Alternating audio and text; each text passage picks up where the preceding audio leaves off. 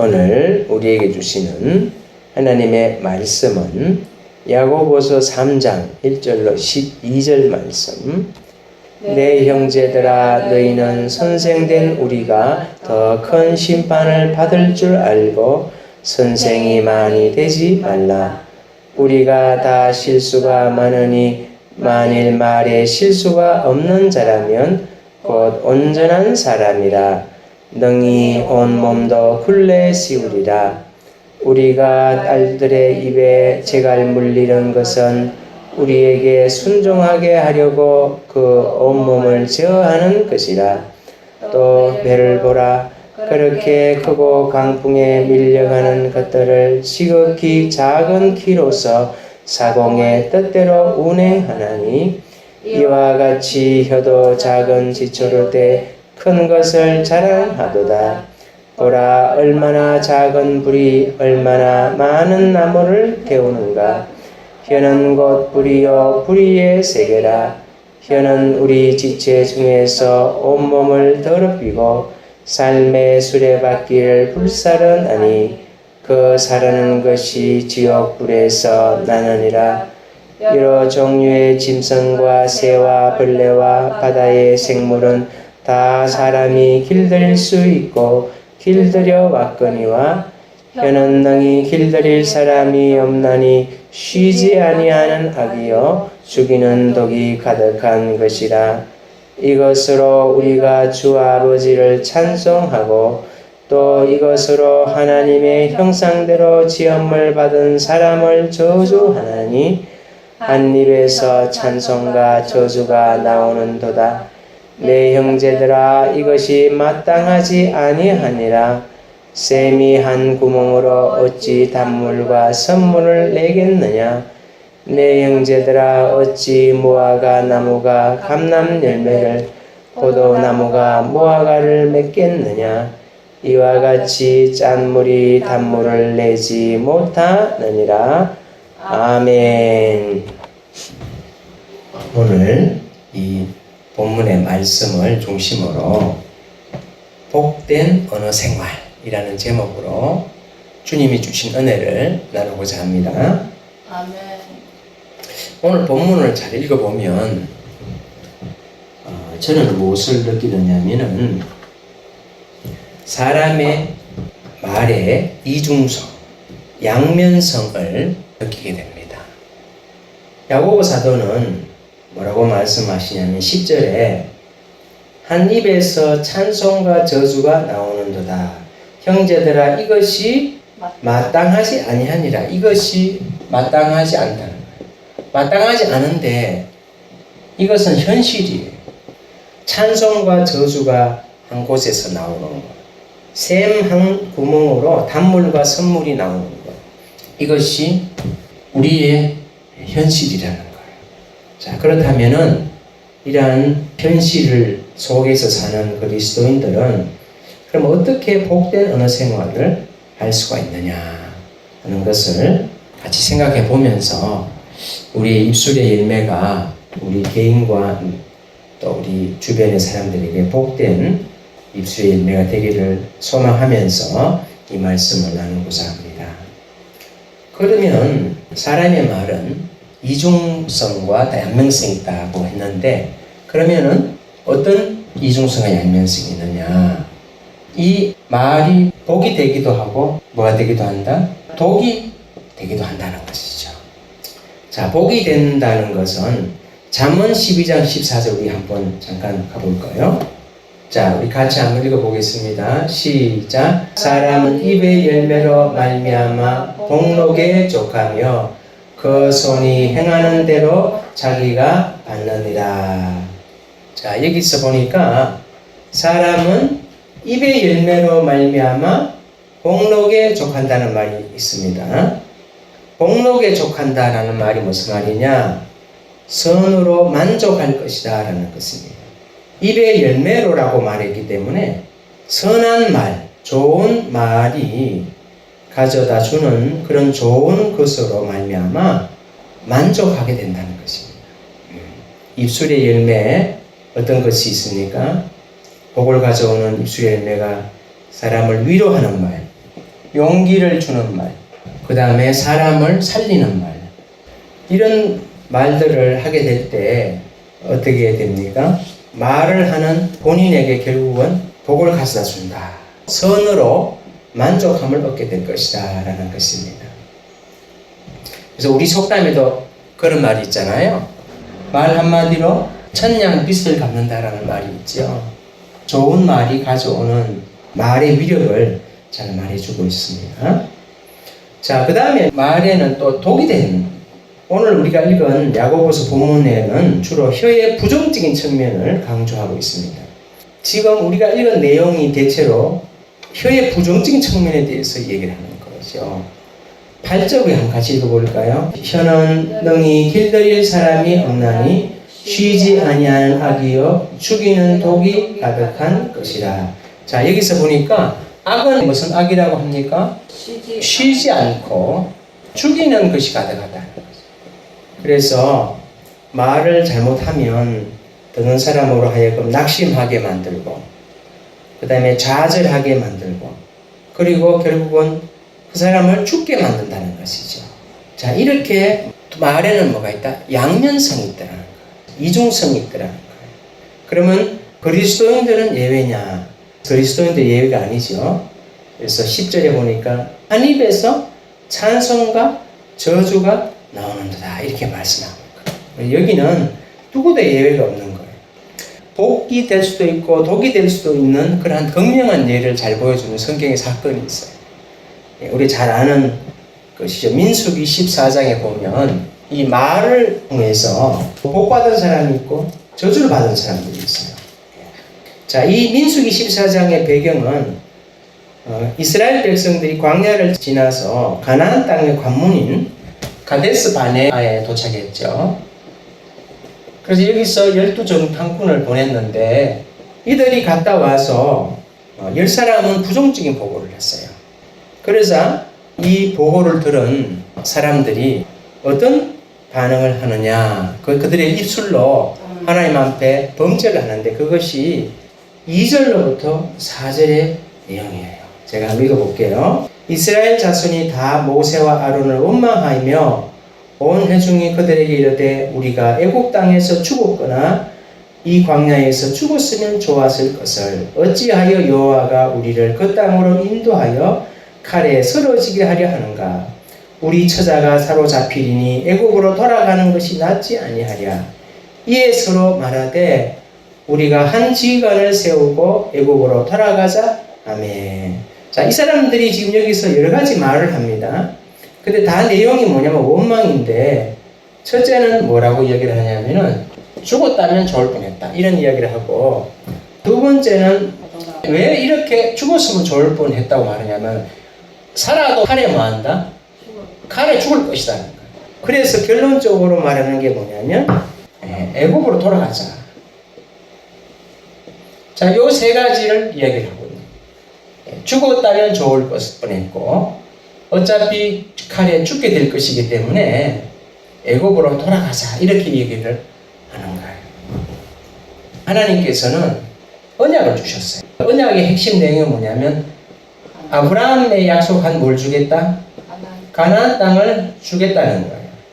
그래서 이 언약을 신뢰하고 현실이 좀 어렵더라도 하나님을 신뢰하고 현실의 어려움을 인내하고 나간다면은 가나안 땅을 차지하게 될 것인데, 그런데 이스라엘 백성들 절대 다수가 뭐라고 하냐면은 애국으로 돌아가자고 얘기하는 거예요. 자, 그러니까 하나님께서 27절로 30절에서 말씀을 하세요. 27절로 30절 우리 같이 한번 읽어볼까요?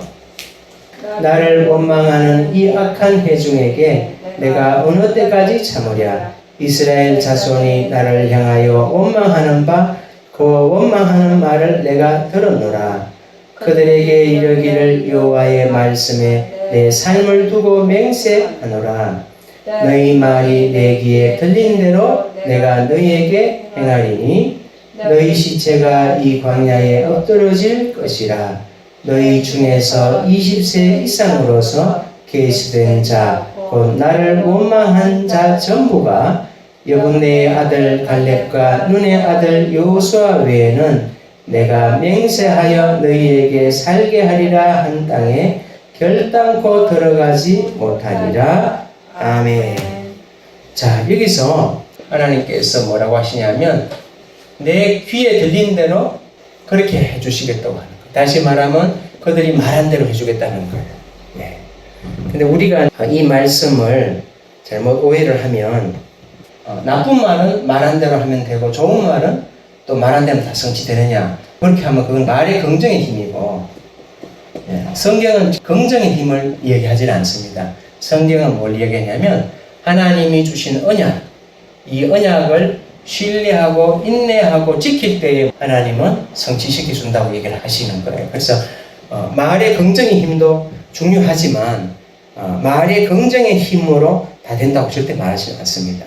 말의 긍정의 힘으로 되는 것이 아니라 하나님이 주신 언약을 신뢰하고 그것을 인내하면서 붙들고 나갈 때에 하나님의 약속은 성취된다고 얘기를 하시죠. 내가 내뱉는 말도 다 된다는 게 아니에요. 그건 성경의 가르침과는 맞지 않는 것이죠. 그래서 예수님도 누가복음 8장 15절에 보면 그런 말씀을 하세요. 한번 찾아볼까요? 누가복음 8장 15절 시작. 좋은 땅에 있다는 것은 착하고 좋은 마음으로 말씀을 듣고 지키어 인내로 결실하는 자니라.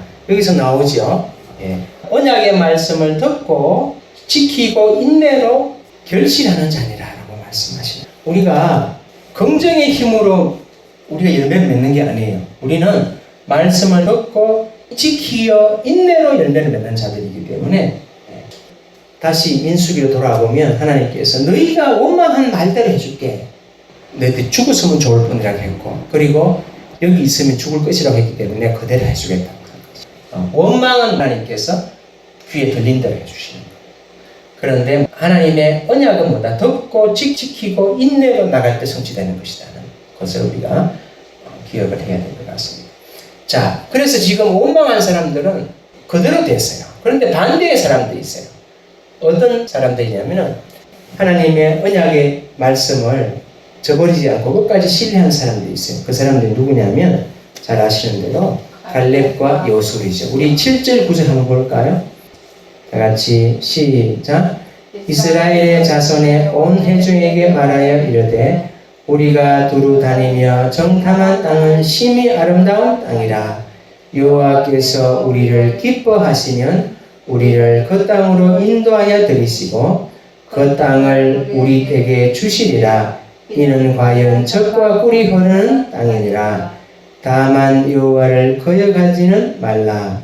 또 그 땅 백성을 두려워하지 말라. 그들은 우리의 먹이라. 그들의 보호자는 그들에게서 떠났고 여호와는 우리와 함께 하시느니라. 그들을 두려워하지 말라 하나. 여기서 갈렙과 여호수아는 어떻게 합니까? 이 현실에, 어려운 현실에도 불구하고 하나님의 그 언약의 말씀을 신뢰하고 지금 인내하면서 계속 믿음의 말을 하고 있는 거예요. 거기에 대해서 하나님께서 이렇게 말씀을 하세요. 30절에 보니까 조금 전에 읽었죠. 거기 보니까 이렇게 말씀하시죠.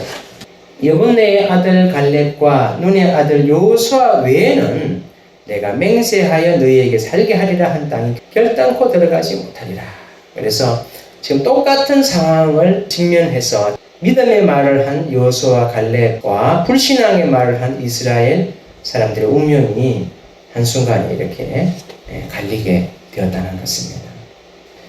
그래서 말은 뭐다? 복이 되기도 하고 독이 되기도 하는데 지금 우리가 본 예는 무엇입니까? 우리가 하나님 앞에서 어떤 말을 할 것이냐 하는 것이 어떤 큰 차이점을 가져온다는 것을 했고, 그 다음에 또 한 가지는 인간적인 수평적인 관계에서 말 한마디가 얼마나 중요하냐 하는 것을 잠시 얘기를 드리려고 합니다. 오늘 우리 본문으로 한번 돌아가 볼까요? 야고보서 3장으로 한번 돌아가 보면 5절 6절 우리 같이 한번 읽어볼까요? 다 같이 시작. 이와 같이 혀도 작은 지체로 돼 큰 것을 자랑하다가 보라 얼마나 작은 불이 얼마나 많은 나무를 태우는가. 혀는 곧 불이요 불의의 세계라. 혀는 우리 지체 중에서 온몸을 더럽히고 삶의 수레바퀴를 불사르나니 그 사라는 것이 지옥불에서 나느니라. 아멘. 자, 여기서 보니까 이 수평적인 삶에서 말이 얼마나 치명적이라는 것을 삶의 수레바퀴를 불사른다라고 그렇게 말하고 있습니다. 잠언 18장 21절에 보면 이런 말이 있거든요. 죽고 사는 것이 혀의 힘에 달렸나니 혀를 쓰기 좋아하는 자는 혀의 열매를 먹으리라. 특히 어떤 수평적인 관계에서 이 말이 파괴적이냐를 보니까 제가 경험해 보니까 가장 파괴적인 게 뭐냐면 이간적인 것 같아요. 또는 고자적인 것 같아요. 정말 이거는 파괴적인 것 같아요. 왜 그러냐면 두 사람이 모이면은 이런저런 얘기를 하게 되잖아요. 뭐 직장 동료가 됐든 가족이 됐든 또는 남편이 됐든 또는 뭐 여러 가지 인간관계의 형태들이 여러 가지가 있잖아요. 사람이 대화를 하다 보면 장점도 이야기하고 단점도 이야기하기도 하고 또 칭찬도 하기도 하고 또 흠을 얘기하기도 하고 그것은 그 사람을 비방하기 위해서 하는 것이 아니라 인간의 대화의 측면에는 그런 요소들이 다 들어간다는 것이죠. 그런데 그것은 그 두 사람이 대화한 거예요. 그렇죠? 그런데 그것을 그 자리에 없었던 사람한테 옮길 때는 이것이 아주 치명적인 것이 되는 거예요. 이것은 돌이킬 수 없는 것이 되는 거예요. 왜냐하면 마치 그 사람을 흉본 것이 되고 뭐다? 그 사람과의 관계가 완전히 파괴되게 만드는 거예요. 그래서 이런 일들이 얼마나 많이 벌어지는지 몰라요. 그래서 우리가 대화를 할 때 그것이 어떤 한 사람을 비방하기 위해서 그 사람의 흉을 보는 자리가 되어서는 안 되지요. 맞습니까? 그런데 얘기를 하다 보면 장점도 나오고 단점도 나올 수는 있어요. 흉을 보는 것은 뭡니까? 그건 단점을 집중적으로 드러내서 그 사람의 안 좋은 측면을 얘기를 주로 하는 것이죠. 그런데 얘기를 하다 보면 단점도 말할 수가 있는 거예요. 그것은 자연스러운 대화의 과정이에요. 그런데 그 사람에게 했던 대화를 그대로 옮겨서 전해줌으로써 말미암아 의도하지 않게 그 두 사람의 관계를 파괴시켜버려요. 이거는 가족 안에서도 일어나고요. 이거는 지인들 사이에서나 교회 안에서도 일어나요. 그래서 우리가 뭘 하지 말아야 된다?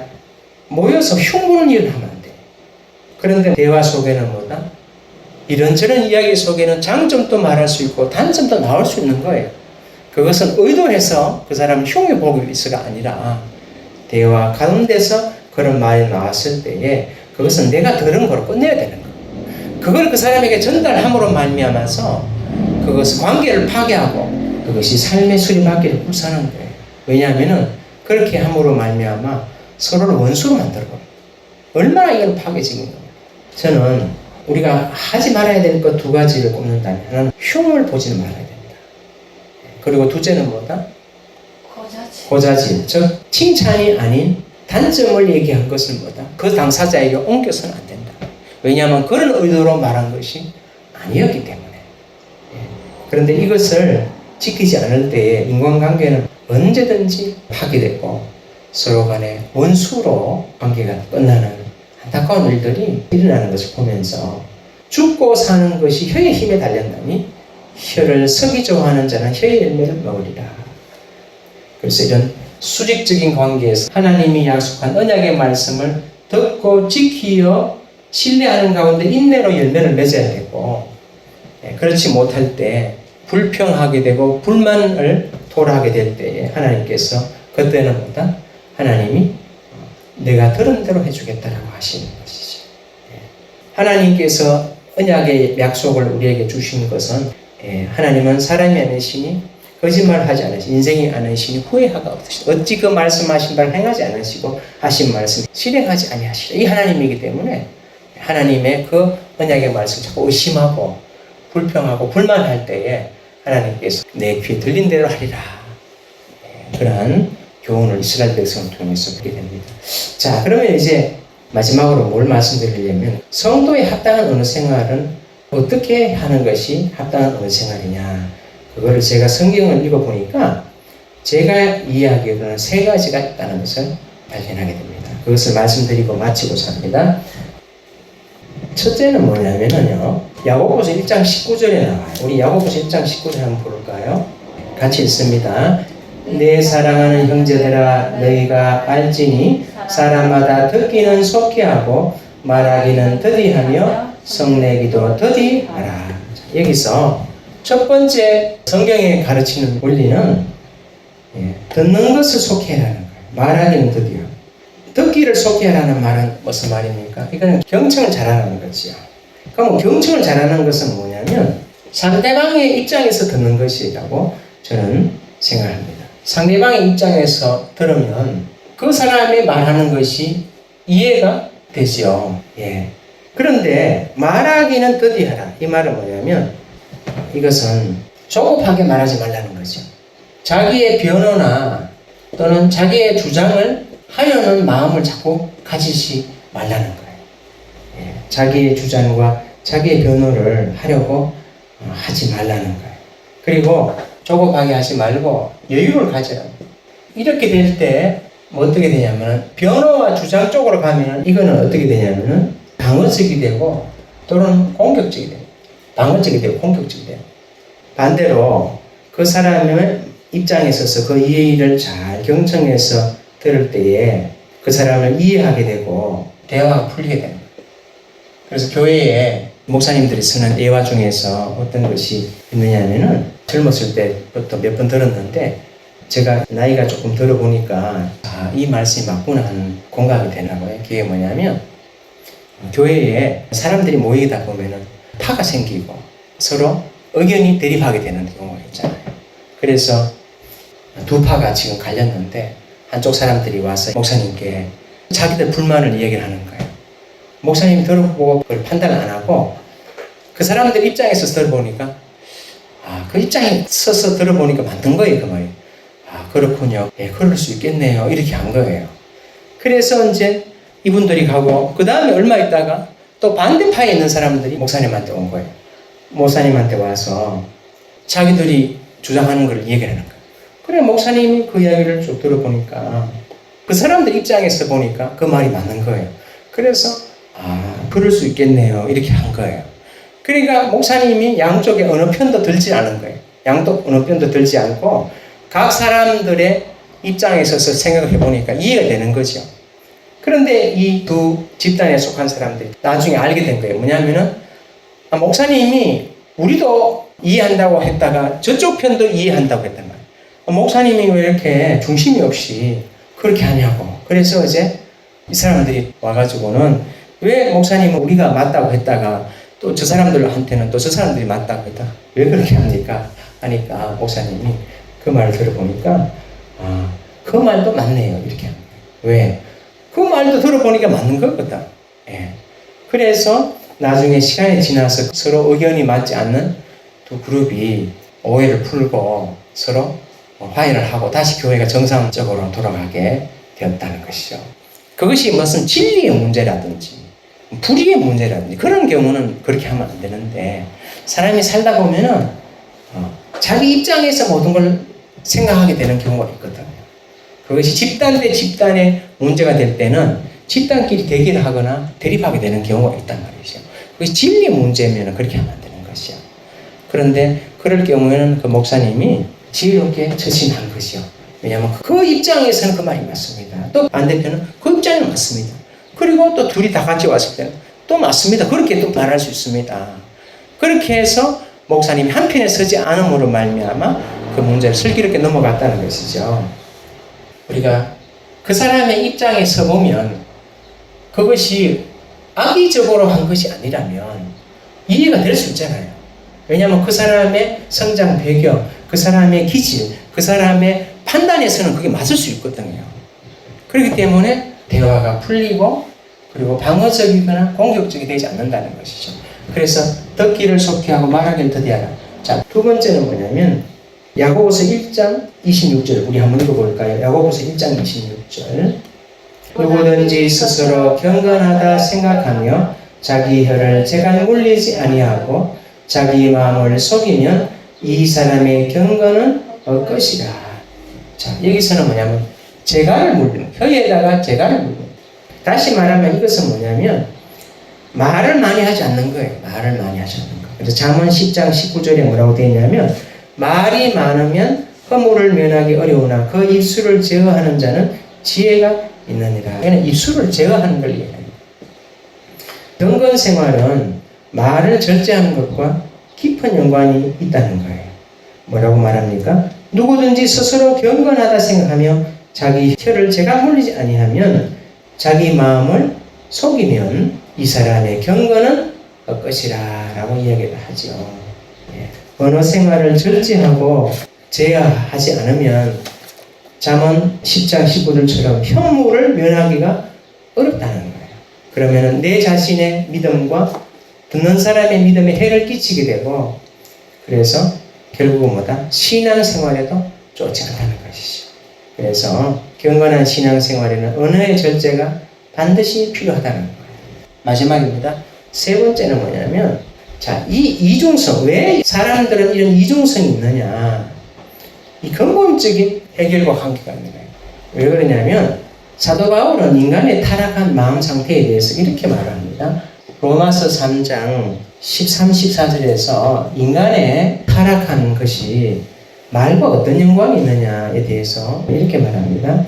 그들의 목구멍은 열린 무덤이요 그 혀로는 속임을 일삼으며 그 입술에는 독사의 독이 있고 그 입에는 저주와 악독이 가득하고. 네. 입술의 문제가 다가 아니라는 거예요. 근본적으로 뭐다? 타락한 인간의 마음 상태가 문제가 있다는 거예요. 네. 그래서 마태복음 12장 34절에서 예수님이 바리새인들에게 그들이 악한 말을 하니까 예수님이 뭐라고 말씀하시냐면 이렇게 말씀하세요. 독사의 자식들아 너희는 악하니 어떻게 선한 말을 할 수 있느냐. 이는 마음에 가득한 것을 입으로 말합니다. 사람의 입술은 통로라는 거예요. 마음의 통로라는 거예요. 그러니까 마음 문제를 해결하지 않고 아무리 말을 적게 하고 아무리 듣기를 속히 하고 말하기를 더디 하려고 해도 입술을 지켜가지고는 근본적인 문제 해결이 된다 안 된다? 이게 안 된다는 거예요. 예. 이 마음을 고쳐야 된다는 거예요. 이게 근본적인 문제인 거예요. 그럼 이 마음의 근본적인 문제를 어떻게 고쳐야 되냐? 그것을 팔복에서 보면 예수님이 뭐라고 얘기하냐면 온유함에 대해서 얘기해요. 이것은 말이 온유한 걸 말하는 게 아니에요. 성품 자체가 뭐다? 예수님을 닮아가는 온유함을 얘기하는 거예요. 이거는 타고난 어떤 성품 자체가 온유한 사람을 얘기하는 것이 아니라 예수님을 믿어서 말씀에 순종하고 예수님을 닮아가면서 가지게 되는 성품적인 온유함을 얘기하는 거죠. 이것이 예수님 자신의 모습이고 성도들이 추구해야 할 성품이라는 거. 이거는 누구나 예외가 없어요. 이러한 온유한 마음에서 뭐가 사라지느냐? 선물과 저주가 그치게 되는 거고 시기와 다툼이 사라지게 되고 여기에서 찬송과 단물이 정말 나올 수 있는 거예요. 이것은 하루아침에 되는 것이 아니라 신앙생활의 여정을 통해서 계속해서 뭐 해야 된다? 이러한 예수님의 성품을 닮아가고 성령님께 순종하고 이렇게 할 때에 마음에 평안이 깃들고 마음이 잔잔해지고 샬롬이 임하고 그리고 우리의 입술에서도 찬송과 저주, 단물과 선물이 나오는 이중성의 신앙생활을 극복할 수 있다는 것이죠. 그래서 이것은 결국은 뭐다? 하나님과의 나와의 신앙의 문제로 하나님 앞에서 내 자신의 마음을 계속해서 아름답게 갖고 나가는 부분이 필요하다는 것이죠. 자, 우리 말씀을 정리하도록 하겠습니다. 이 야고보 사도는 오늘 우리가 읽은 본문에서 말의 이중성에 대해서 이야기를 하면서 주로 부정적인 것에 대해서 많은 이야기를 하고 있습니다. 그 말은 무슨 말이냐면 야고보 당시 교회에서 이런 문제가 많이 있었다는 것이죠. 그렇기 때문에 언어 생활에 가진 장점이 있지만 또한 부정적인 측면이 있다는 것을 야고보 사도는 얘기하면서 그는 성도로서 마땅하지 않다고 이야기를 하고 있습니다. 그러면서 우리가 세 가지 성경에서 합당한 성도의 언어 생활은 어떻게 되어야 될 것이냐, 세 가지 살펴봤습니다. 첫째는 뭐냐면 듣기를 속히하고 경청하는 것이죠. 상대방의 입장에서 이해하고, 그리고 말하기를 더디하는 것. 조급하거나 여유를 잃어버리지 말고 자기를 변호하려고 하거나 주장하는 자체를 버릴 때에 방어적이고 공격적인 자세가 안 되고, 그 사람의 입장을 더 이해하게 되고 또 대화가 풀릴 수 있다는 거죠. 두 번째는 뭐냐면 신앙생활은 경건은 뭐다? 말을 적게 하는 것과 연관이 많다는 거예요. 그래서 말을 많이 하면 야고보 사도는 뭐라고 말합니까? 경건은 헛것이다. 왜? 사람은 허물을 면할 수가 없는 거예요. 말이 많으면 허물을 면할 수가 없는 거예요. 원치 않게 말 속에 가시가 있을 수 있고, 그래서 내 믿음과 남의 믿음을 손해를 입히는 일들이 있기 때문에 말을 적게 하는, 입술을 제어하는 것이 경건 생활이 중요한 것이다 라고 얘기하고, 그 다음에 세 번째는 뭐다? 이러한 것도 중요하지만 근본적으로는 뭐다? 인간의 마음의 타락한 본성에서 이러한 이중성이 나오기 때문에 우리의 마음을 예수님을 닮아가는 온유함을 계속 본받아 가면서 우리가 이러한 성품을 추구해 나갈 때에 이거는 천국 백성의 성품, 그래서 내 마음의 저주와 선물을 점점 피워내고, 그리고 우리 마음의 찬송과 단물로 바꾸면서, 그래서 우리의 성품의 변화로 인해서 우리가 언어 생활이 정말 남에게 복이 되고 우리 자신의 신앙에 유익이 되고, 하나님 앞에는 뭐가 된다? 갈렙과 여호수아처럼 하나님의 그런 복을 받는 그런 사람으로서 살아갈 수 있지 않나 생각합니다. 제가 오늘 이 말씀을 하게 된 것은 제가 말을 실수가 적어서 된 것이 아니라 제 자신을 보니까 참 이게 어렵다. 말을 통해서 너무나 뜻하지 않은 문제가 될 때도 있고, 그럼 어떻게 하면 좋을까? 그런 문제의식들이 없지 않아 있었어요. 그래서 오늘 말씀을 통해서 성경적인 성도의 바람직한 생활이 무엇인가를 같이 한번 생각해 보면서 이러한 온유한 자가 되어가면서, 또한 우리가 무엇을 노력해야 된다? 듣기를 속히 하고 말하기를 더디하는 노력과 동시에 재갈을 물리고 입술을 제어하는 노력을 해 나갈 때에 우리가 좀 더 덕을 끼치고, 그리고 하나님 앞에는 믿음의 말을 하고 성도들과의 관계에서 유익을 끼치는 신앙생활의 언어 생활이 될 줄로 생각이 됩니다. 오늘 성령님께서 온유한 성품으로 우리의 입술에서 늘 찬송과 단물이 나오고 우리의 마음이 샬롬으로 잔잔하고 덕을 끼치는 하나님 보시기에 아름다운 합당한 언생활을 해나가는 여러분과 제가 되고 이 교회가 되도록 주님께서 우리를 도와주시고 인도해 주시기를 소망합니다. 아멘.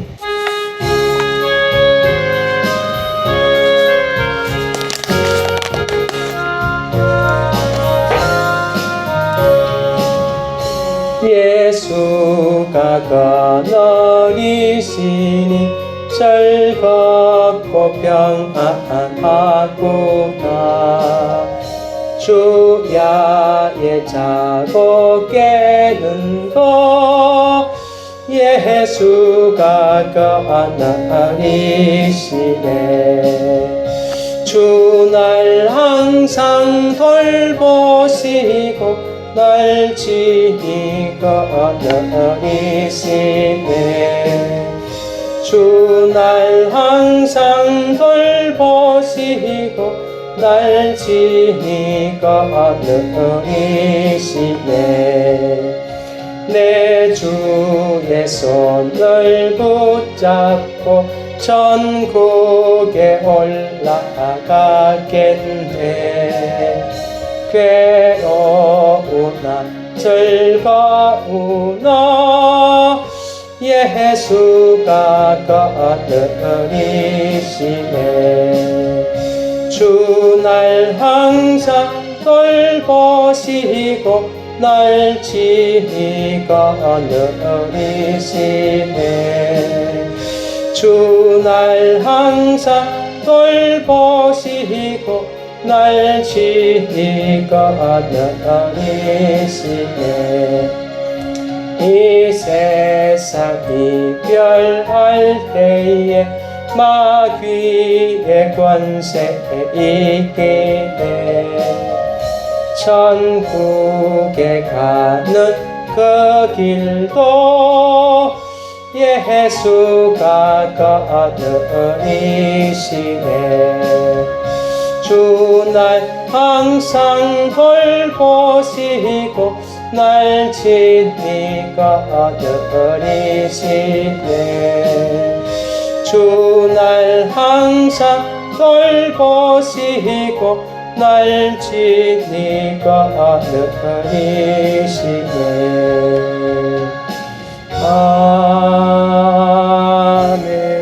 아멘. 지금은 갈보리 십자가 위에서 죄와 죽음에서 우리를 구원하시는 예수 그리스도의 은혜와 독생자 예수 그리스도를 보내시기까지 우리를 사랑하신 하나님의 무한하신 사랑과 오늘도 참으로 복잡한 세상살이 가운데 말로 인해서 겪는 여러 가지 어려운 가운데서 살아가는 저희들을 오늘 불러서 성도로서 합당한 언어 생활이 무엇인지를 알게 하시고 그 언어 생활이 가져오는 복이 무엇인지를 알게 하셔서 하나님께는 영광이 되며 갈렙과 여호수아와 같이 복을 받고 이웃에게 형제들에게 선한 영향력을 끼치는 언어 생활로 살아가도록 우리를 감화하시고 감동하시고 교통하시는 성령의 역사가 참으로 오늘 말씀을 따라서 순종하며 살아가기로 다짐한 하나님의 사랑하는 아들, 딸 머리 위에 이제로부터 영원히 함께 하심을 간절히 축원드리옵나이다. 아멘.